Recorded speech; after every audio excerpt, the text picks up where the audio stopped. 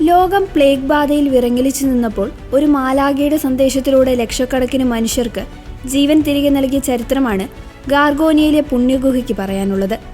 തിന്മയുടെ ശക്തികളെ തോൽപ്പിക്കാൻ സ്വർഗീയ സൈന്യാധിപൻ നേരിട്ട് പണികഴിപ്പിച്ച സെലസ്റ്റിയൽ ബസിലിക്ക.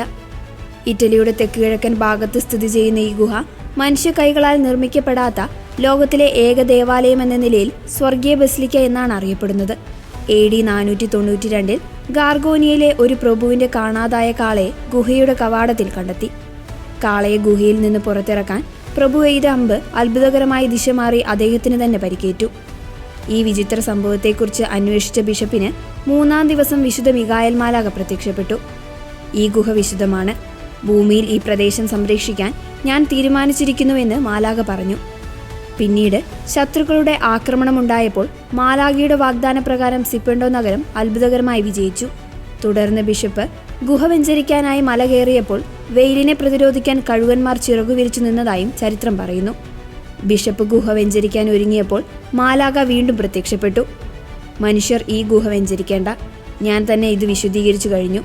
ബിഷപ്പ് ഉള്ളിൽ കടന്നപ്പോൾ പാറയിൽ മാലാഖയുടെ കാൽപ്പാടുകളും ചുവന്ന തുണി വിരിച്ച ഒരു അൾത്താരയും കണ്ടെത്തി.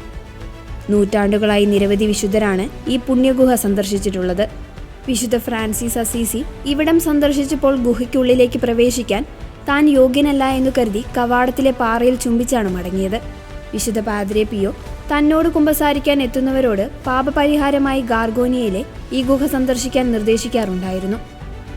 AD 1656 ഇറ്റലിയിൽ പ്ലേഗ് പടർന്നു പിടിച്ചപ്പോൾ മാലാഖ ബിഷപ്പിന് വീണ്ടും പ്രത്യക്ഷപ്പെട്ടു. ഗുഹയിലെ പാറക്കഷ്ണങ്ങൾ ആശീർവദിച്ച് ഉപയോഗിക്കാൻ നിർദ്ദേശിച്ചു. ഈ പാറക്കഷ്ണങ്ങൾ കൈവശം വെച്ചവർ രോഗത്തിൽ നിന്ന് അത്ഭുതകരമായി രക്ഷപ്പെട്ടു. ഇന്നും ഈ ഗുഹയിലെ പാറക്കഷ്ണങ്ങൾ ലോകമെമ്പാടുമുള്ള വിശ്വാസികൾക്ക് ആത്മീയമായ സംരക്ഷണത്തിനായി വിതരണം ചെയ്യാറുണ്ട്. തിന്മയുടെ ശക്തികൾക്കെതിരെയുള്ള പോരാട്ടത്തിൽ സംരക്ഷണം തേടിയും ആത്മീയ സൗഖ്യത്തിനായും ലോകമെമ്പാടുമുള്ള ദശലക്ഷക്കണക്കിന് വിശ്വാസികളാണ് വർഷം തോറും ഈ മലമുകളിലെ ഗുഹയിലേക്ക് ഒഴുകിയെത്തുന്നത്.